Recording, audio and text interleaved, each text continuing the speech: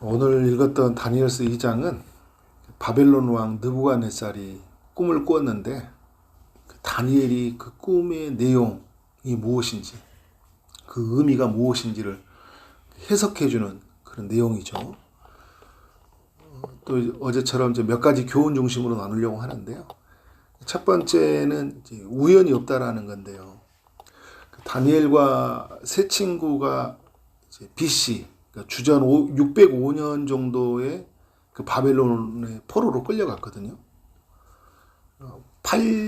이제 8년 뒤에, 다니엘 뒤에 8년 뒤에 요 악인 왕과 왕족, 또 귀족들, 기술자들, 에스겔 선지자 같은 이런 사람들이 한 1만여 명 정도가 끌려갔어요. 2차 포로라고 이야기해요.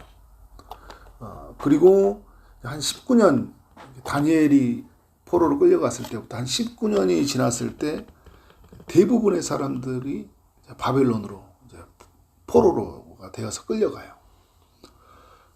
근데 여러분, 이런 관점에서 보면요, 다니엘과 세 친구가 끌려간 것은 우연이 아니라는 거죠. 요셉과 대비해서 좀 생각해 볼 필요가 있어요. 요셉이 이제 애굽으로 팔려갔잖아요.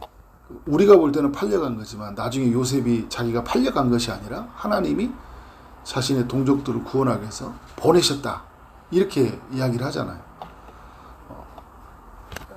그런 관점에서 여러분, 지금 이 시대의 다니엘은 요셉과 같은 사람인 거예요.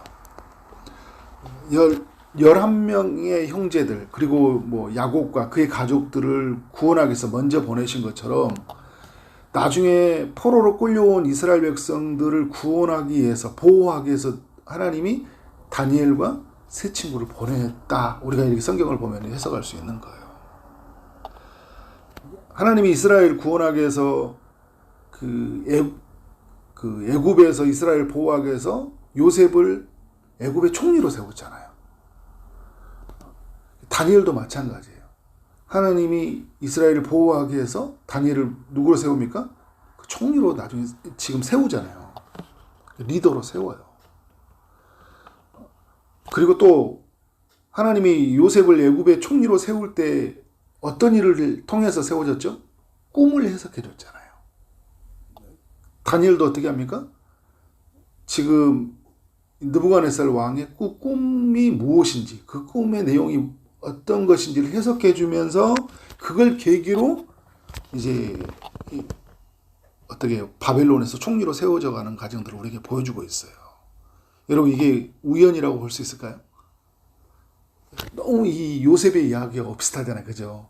하나님이 우리에게 알려주신 게 뭐냐면 우연은 없다라는 걸 보여주는 거예요. 그러니까 우리가 이런 이야기를 하죠. 이때를 위해서이다. 하나님이 이때를 위해서 하나님이 여기에 보내신 거고, 그리고 어떻게 하나님의 그 섭리 가운데서 자신의 백성들을 구원해 가시는 거예요. 우리가 그래서 여러분, 이런 하나님의 일하심들을 우리가 안다면 어떻게 할까요? 우리에게 다니엘과 같이, 요셉과 같이 갑자기 상황이 변해지고, 그래서 자유가 억압되어지고 막 삶의 어려움들이 생겨났을 때 왜 나에게 이런 일이 일어날까, 이런 관점이 아니라 하나님이 나에게 어떤 일을 이루시려고 나를 이런 일을 겪게 하시고 이런 자리로 나를 세우시는 걸까, 이런 관점으로 바라보는 것은 굉장히 중요하죠. 해석을 어떻게 하냐에 따라서요, 삶이 원망이 되기도 하고요, 감사가 되기도 하는 거예요. 우리가 우리의 삶을 해석할 수 있는 지혜를 가져야 되겠죠. 무엇을 통해서? 말씀을 통해서. 두 번째 교훈은 뭐냐면, 삶과 죽음이 하나님의 손에 달려있다라는 거예요. 자, 바벨론 왕이 꿈을 꾸었는데요. 그 꿈을 이 바벨론 안에 있는 사람들을 박수, 술객, 점쟁이, 온 지혜자들을 다 불러가지고 어떻게 해요? 꿈을 해석해 달라고 하는 거잖아요. 그러니까 이제 가만히 있으면 되는데 이 사람들이 얼굴이 번민이 가득하니까, 왕이 가득하니까 우리가 그 꿈을 해석해 주겠다 호언장담하는 거죠.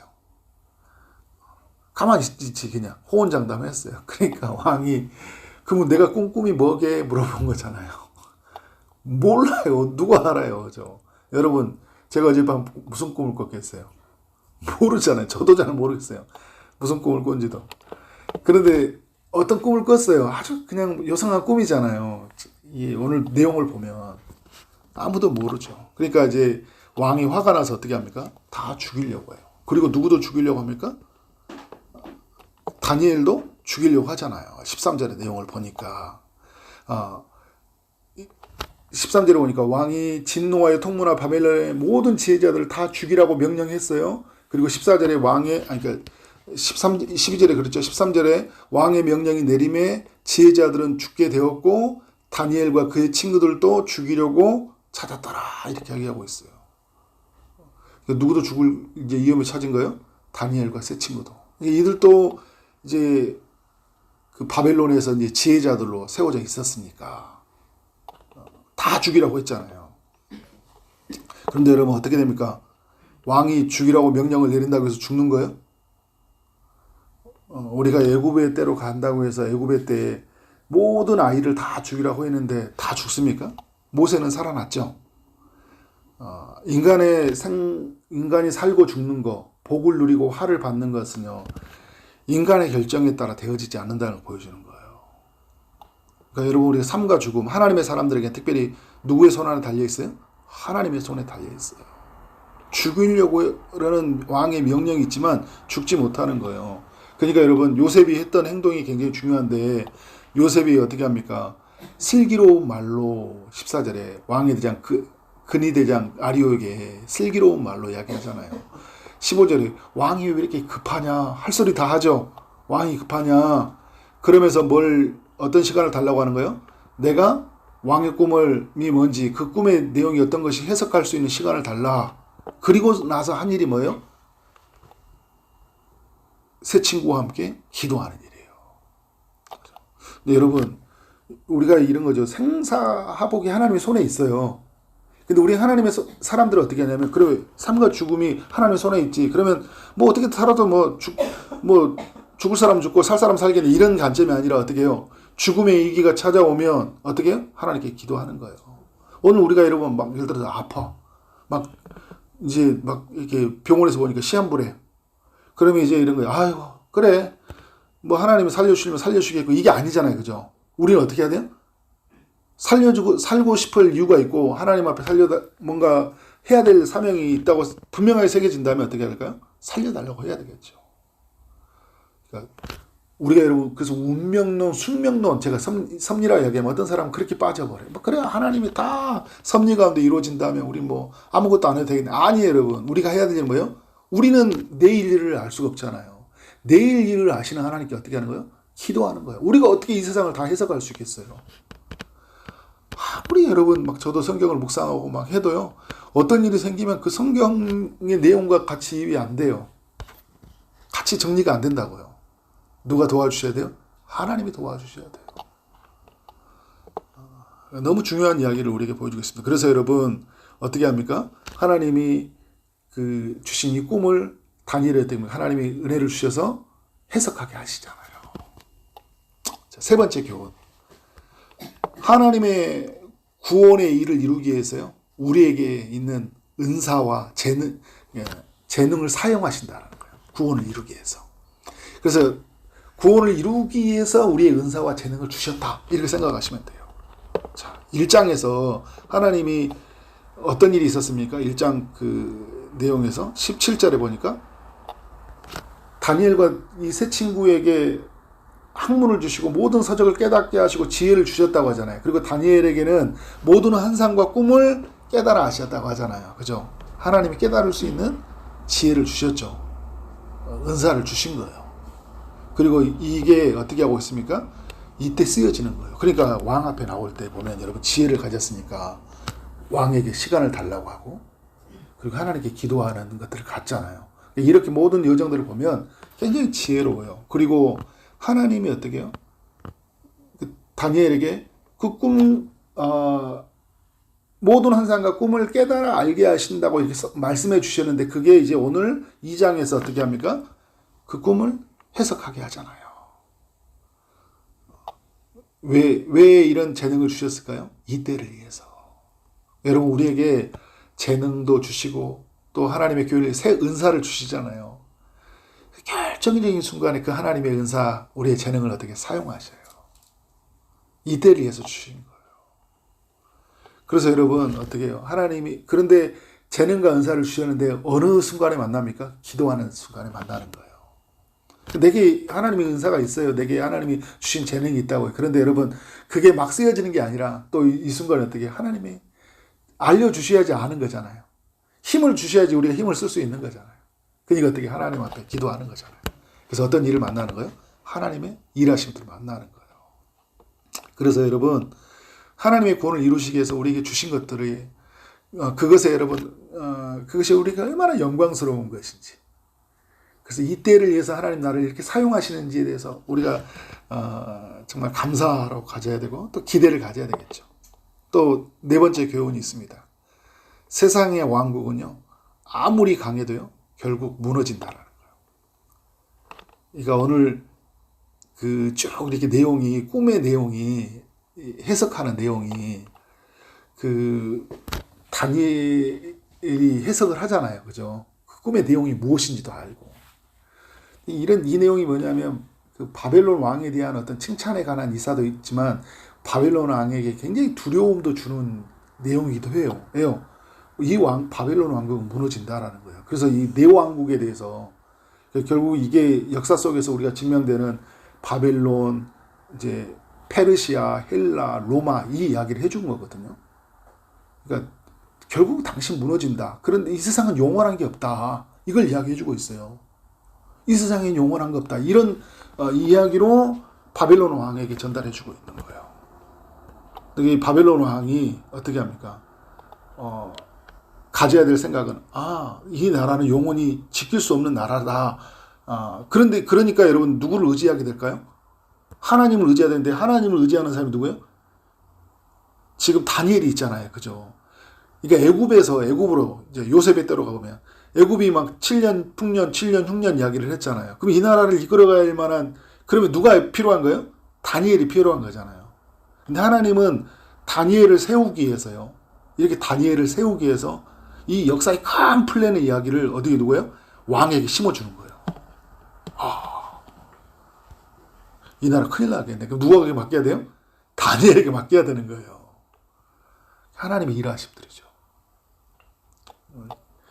결국은 여러분, 근데 우리에게 주는 메시지는 뭐냐면 이 세상의 왕국은 영원하지 않다라는 거예요. 이 메시지가.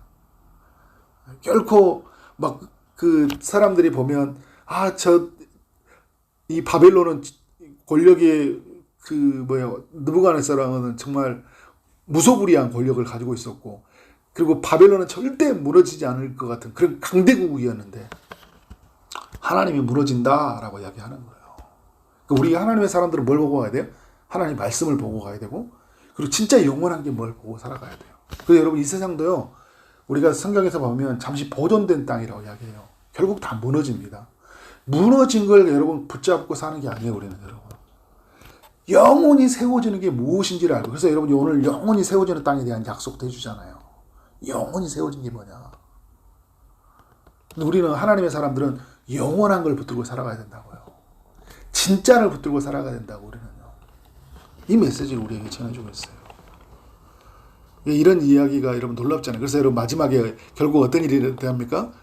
이 왕이 다니엘 앞에서 엎드려 경배를 해요. 하나님을 경배하는 거죠. 그래서 그를 높여 바벨론 전국을 어떻게 합니까? 다스리게 합니다. 그래서 하나님에 대한 고백도 이 47절에 너희 하나님은 참으로 모든 신들의 신이요 모든 왕의 주제시로다 이렇게 딱 고백을 하잖아요. 신관이 바뀌어버립니다. 역사관이 바뀌어버려요. 이 왕이 신관, 역사관 바뀌어버려요. 사람을 보는 것도 바뀌는 거예요. 자기 밑에 있는 사람들, 바벨론 출신자들 이들로 이 세상을 다스려간 게 아니라 포로로 끌려온 그 사람을 어떻게 인재로 최고의 리더로 세워버리는 거예요. 왕 다음에 권력자. 여러분 이게 가능한 일이겠어요, 여러분? 쉽지 않은 일이에요. 그러니까 어떻게 이 다니엘 한 사람을 통해 왕의 어떤 세계관이 변화가 생겨난 거예요. 그가 뭐 하나님을 완전히 우리 지금 말할 때 믿음으로 고백했다라는 것보다 우리 나중에 뭐 고레스나 이런 사람들처럼 어떻게 할까요? 하나님이 이 이스라엘 백성들을 보호하기 위해서 그런 생각과 세계관을 바꿨다라고 할 수 있죠. 하나님이 어떻게 해요?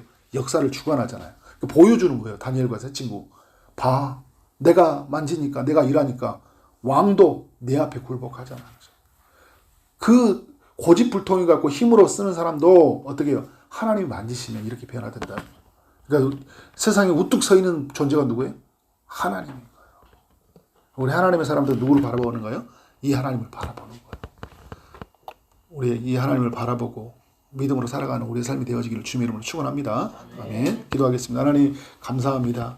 우연이 없다라는 것들, 또 모든 것은 하나님의 섭리 안에 움직이고 있는 것을 알게 하시니 감사합니다.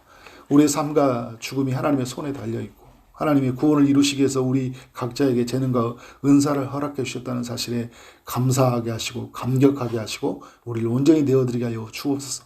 세상의 권세와 나라들이 아무리 강해 보여도 결국 하나님의 뜻 앞에 무너질 수밖에 없다는 사실을 알고 오늘 우리는 진짜를 붙들고 영원한 것을 붙들고 그렇게 살아가는 삶이 되게 하여 주옵소서. 예수 그리스도 이름으로 기도를 싸움나이다. 아멘.